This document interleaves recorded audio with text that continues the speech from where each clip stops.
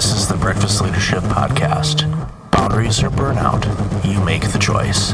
Here's your host, Michael Levitt.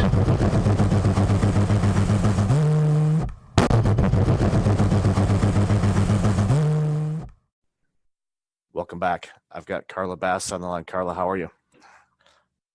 I'm fine. Thank you very much. Thank you for the opportunity to speak to your audience. Oh, thank you for being on the show. We were talking about this in the pre-show. One of your many expertises is about writing, and writing really powerfully, I should say. And the key component in writing, a lot of people think that writing is, okay, you're writing a blog post or writing a book. No, everything that we do in life is impacted by our writing and our presentation. So tell us a bit about why you got into this, and obviously some of the great benefits of making sure that you write powerfully to be able to do the things that you really want to do in life. Certainly. I have two battle cries. The first battle cry is that powerful writing changes lives, because it does. You could be the most talented individual, the most qualified for whatever the opportunity is that you seek. But if somebody else tells a better story or tells a story better, you lose. And how I came to that, what for me was a life-changing realization, occurred when I was a lieutenant colonel. I retired as a colonel from the Air Force. But when I was a lieutenant colonel, I was the squadron commander for a unit in Hawaii, 480 wonderful people. When I arrived, that unit was the most losing in the entire, statewide quarterly and annual award nominations. But the reason they were losing, it's not because the young people weren't deserving of these accolades, it's because their bosses couldn't write winning nomination packages. And so if these folks weren't winning the awards, they weren't getting the early promotions, they didn't get the pay raises, they couldn't put the money away for kids going to college. So it was almost a Shakespearean tragedy, not due to anything of their own fault. So I took 3 days, I sequestered myself in a beach cabin, I analyzed my own writing, and that's how I developed the second part of Write to Influence. I call them my word sculpting tools. So I taught my unit how to write, all 480 of them. And all of a sudden, we began sweeping the statewide awards. The other Air Force units asked if I could teach them as well, which I gladly did. But what just flabbergasted me was I had no idea of the vacuous need back then for these types of writing techniques. And so for the next 15 years, I ended up teaching my 1-hour workshop to thousands of Air Force folks. And truly, that's how I demonstrated that powerful writing changes lives. The second battle cry is that powerful writing is the lifeblood for effective operations for many of the same reasons. You have to be able to tell a powerful story to get your opinion, your marketing pitch, whatever it is that you're trying to communicate, concisely, compellingly, and as briefly as possible. And I'm a huge fan of storytelling. And the example you gave where you had a division or a unit that was doing amazing things, but wasn't getting the recognition that it needed because the reporting mechanism that was there wasn't strong enough to convince the decision makers to say, wow, this is some amazing effort by these individuals and they need to be recognized. By simply changing how you present what you're doing, you know, pardon the pun here, but you rose through the ranks and all of a sudden you started winning accolades to the point where, other divisions and other branches were reaching out to you and going, hey, help us do the same thing. So what that did, twofold. One, it gave the recognition that was well-deserved, but it also strengthened, other divisions and other branches of the military, and this can be applied to, the civilian life in organizations and even individually. You can actually grow your business and grow your influence in life just by presenting in the right way. And the written word is my personal favorite, even though as we're talking here on a podcast show, I am a huge fan of the written word, and reading and writing is something that has been a pleasure of mine, for pretty much my entire life. So, congratulations to you for that. And when you see something like that happen, and that you have that skill set to be able to transform, whether it's a group or an individual, to reach their goals, what does that do for you personally? I mean, how does that make you feel? The word fulfilling comes to mind, but that is such a pale shadow of what the reaction really is. I received an email a couple of months ago now from an individual. It was an unsolicited email. It says, "Colonel Bass, you probably don't remember me, but I was one of your senior airmen in that particular unit." And he said, "I kept that handbook that you developed for 18 years. It allowed me to compete and be accepted into officer training school." He said, "I recently retired after 20 years as an Air Force officer, and I'm now vice president of a defense corporation because you taught me how to write. That is the wind behind my sails. That's what keeps me going." And that's an amazing story. And that's one story. I know for the impact that we have in our lives, for the things that we each individually do that impacts other people's lives, that there's an impact that we don't even know that we're causing. And I am confident that there are countless numbers of people that are in a very similar position to that individual that, unfortunately has not notified you of their success, but their financial well-being, their dreams, their goals in life were dramatically impacted by a skill that you taught them. And that is a superpower, Here's in my another opinion. example, and No, go ahead. you're so right. Here's another, and this is a very, very recent example of that. And please note, this is not me patting myself on the back. This is as an example that we each leave echoes, and as you pointed out, very often undetected by ourselves. But on LinkedIn, an individual shared with me, it was he took a photograph of a 2-page spread in a magazine. On the top part of the right-hand page was a photograph of me when I was still a colonel, handing an award to a young lady, also in uniform. It turns out that young woman is now, she is now the owner of a multi-million-dollar defense contracting agency. I contacted her and congratulated on her and was curious about the apparent of that particular photograph in that particular article. She explained that she had observed my leadership techniques as a woman in a man's world, and that had stimulated her, inspired her to go on and do her own amazing things, and that she keeps that particular photograph on her desk. That's, we're talking almost speechless here. I had no idea.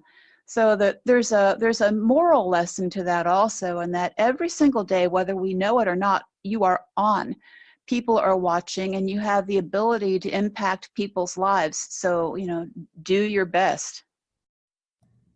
Yeah, a good colleague of mine, often says, "Show up filled up," and what that means to him and what it means to me is you just be at your best.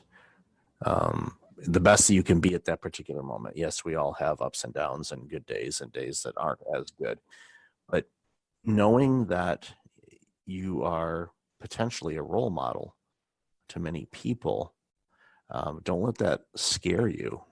Own it and invest in yourself constantly to learn, okay, how can I make sure that I continue to grow personally, so that I can continue to benefit others through my actions, through my words, through my efforts, through the things that I do, whether I'm working for an organization or working for clients or helping family members or whatnot.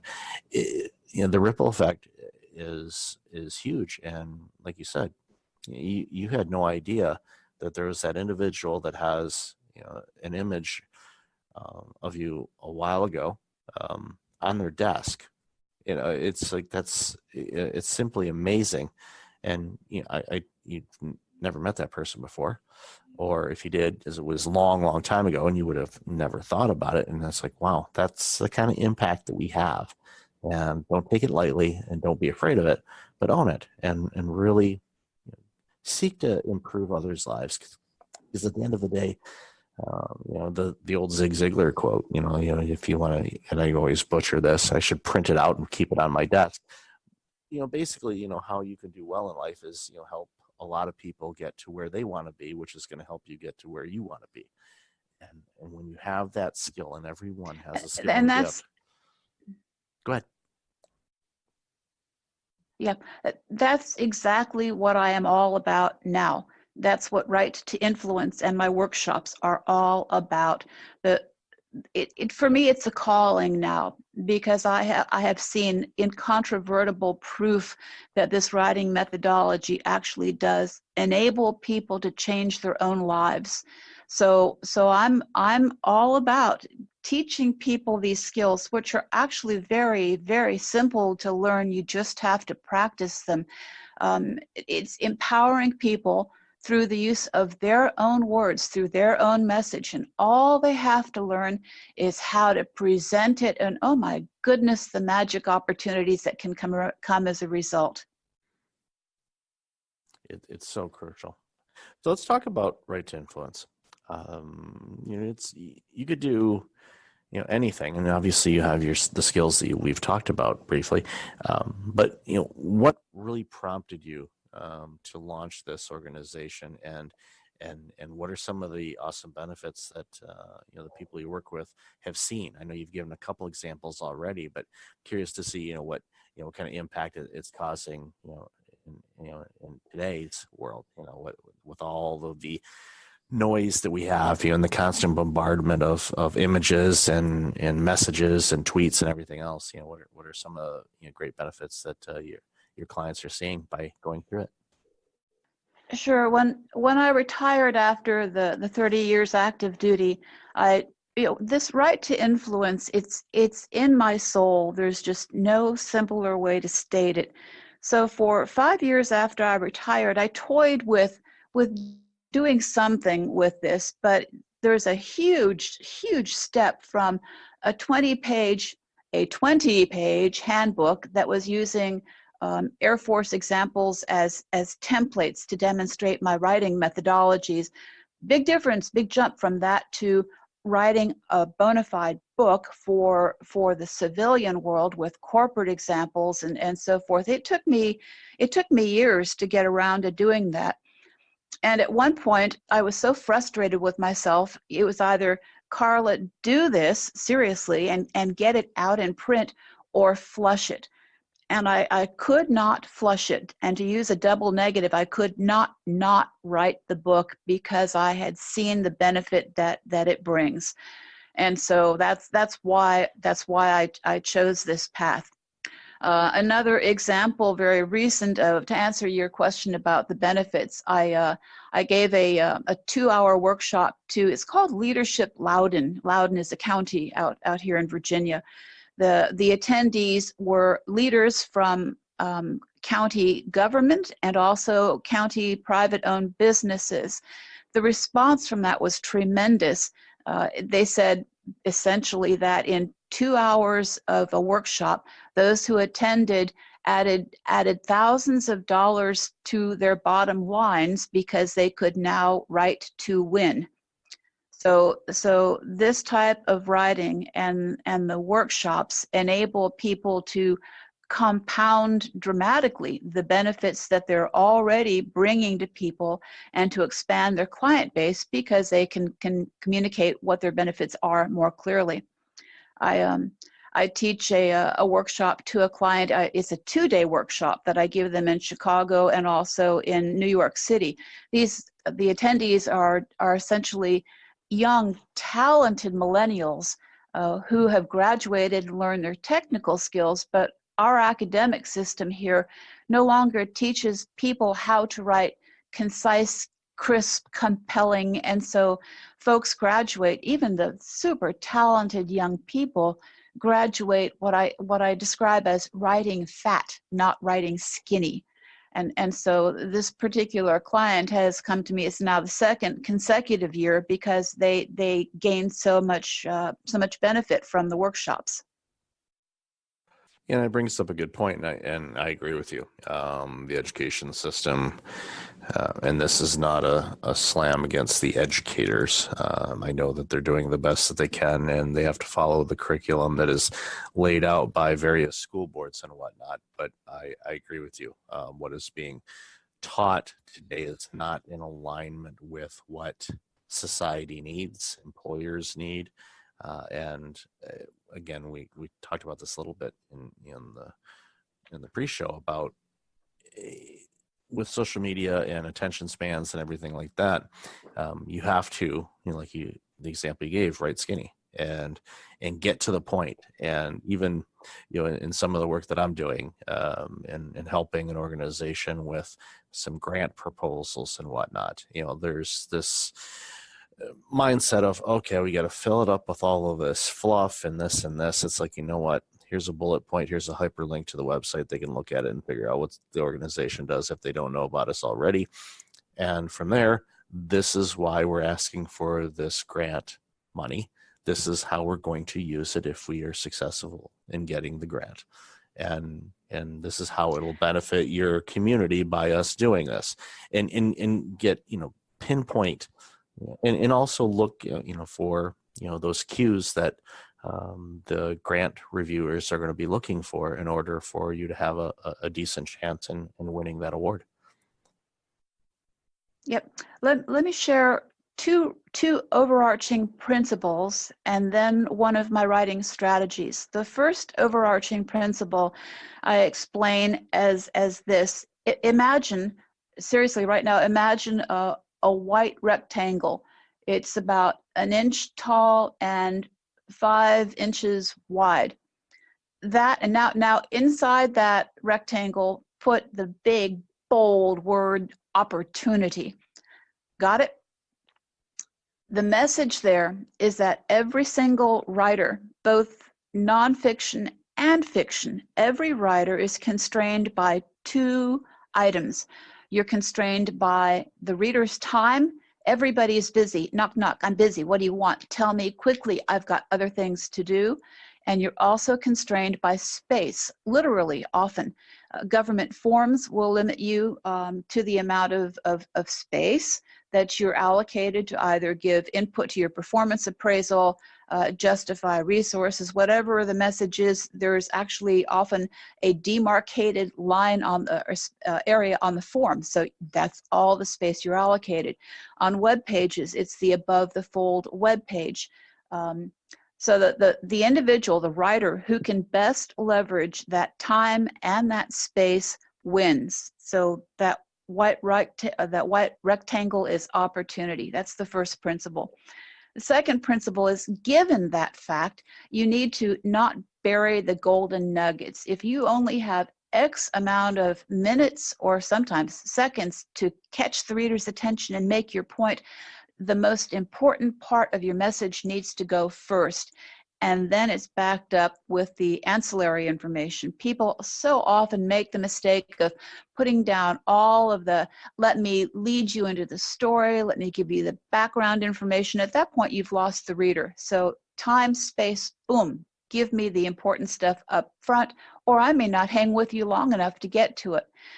And the other point, going to your comment about the grant writers, the other principle is empathy. You have to know the audience, know your reader, know your listeners, and what they need, and then write to those needs. So if you are applying for a grant, know what it is, know the grant provider's mission, its values, its targets, its desires, and then match up your capabilities and what you offer to those items. I call that the great match game. And then tell your story in a compelling and a prioritized manner. No, I love those things, and I love the opportunity component, and that's one of those things where I'm going to commit that to memory, because there's a lot of things we fill out all the time, whether it's for myself, to be on other podcast shows, or fill out applications for anything, and look at that box as an opportunity. And again, another key point, and I really want people to to write this down, is know your audience, no matter what you're doing, whether you are a writer, you write blog posts, you're an author, you're a podcast show host, or you're applying for jobs or applying for grants or anything like that. Know what your audience needs, and then write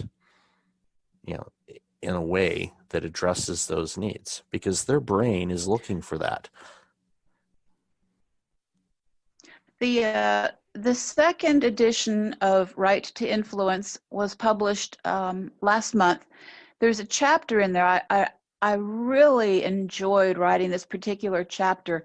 It's called The Psychology of the Catch, Know Your Audience. And so I couch this as a fisherman, in the context of being a fisherman. In the skilled, the knowledgeable fisherman will know the characteristics of the particular fish he's trying to catch, know the feeding pattern, know where they tend to swim, know the impact of weather on their feeding patterns, know the depth of the water in which they reside. He knows the target audience. It's the very same psychology for a writer, fact or fiction, in trying to effectively communicate with the audience. You have to target them by knowing what they need, who they are, and then play to that. And if you do that, and if you make that the mandate of everything that you do, you will notice sooner than later. I mean, I wish I could tell you you'll notice in 30 days or less. No, who knows what it'll be.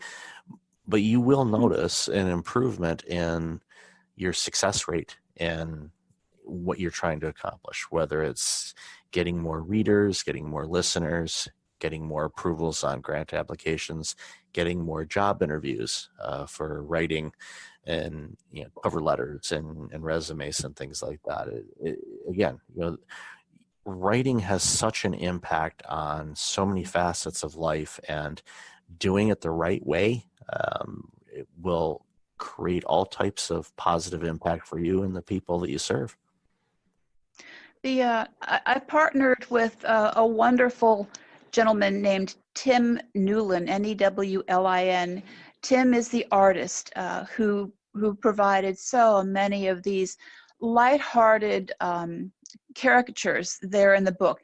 Right to Influence, by the way, is not a boring, stuffy textbook. It's a lighthearted touch. It speaks to the reader just like you and I are communicating. So I wanted lighthearted images to convey some of these points. So Tim Newlin is a Disney certified artist, but even more importantly, he's an American expat who lives in Denmark.